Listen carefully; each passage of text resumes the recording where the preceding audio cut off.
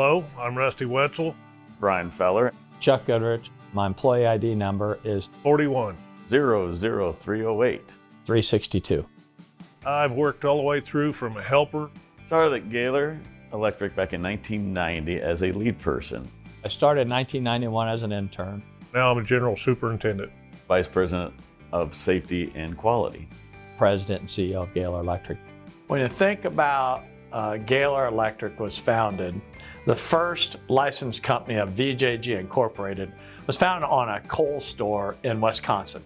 John had that contract, if I remember correctly, and he actually subbed that work out before he had enough employees to do that.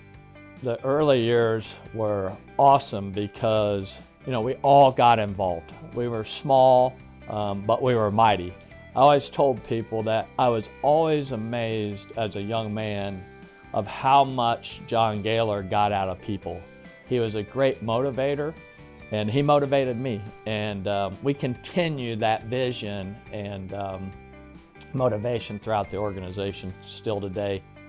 Along with growth comes a need for changes that lead to improvement in efficiency and effectiveness. The good news for our organization is what we needed was already here. Last spring, I decided to promote Chuck Goodrich and Craig Hopkins to the position of Executive Vice Presidents. There's always been a vision, maybe not written, but there's always been a vision about genuine care for people, genuine care for our industry, growing an organization from a merit shop perspective. When I think back about Gaylor and the things that we've done and the projects that we've completed, we've changed the world. In '95, when we did the Murat Theater and the FedEx Distribution Center at the airport in Indianapolis. The one that jumps out the most was what we call the United Airlines maintenance facility that was actually built out at the Indianapolis airport. That job was to try to be set up like a PLA, project labor agreement. Went down to the city council and we had debate and all that. You had a bunch of union people down there and you had non-union or ABC members down there. And it was a victory not only for ABC, but also for Gaylor Electric. We were the first non-union contractor to be on that project.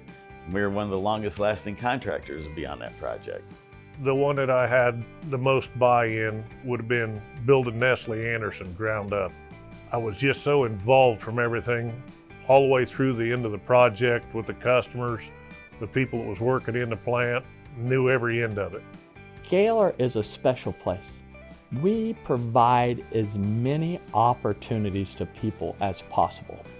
And so as you continue to have that brand of providing opportunities for people to grow, it's the American dream. It's what America was founded upon. Provide opportunities and watch people grow. I always believed in Gaylor Electric. That's one of the things that really brought me here and kept me here.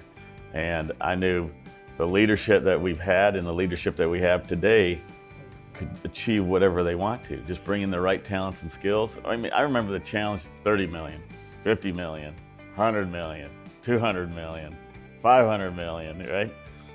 $1 billion. Wouldn't have understood what $500 million was back then.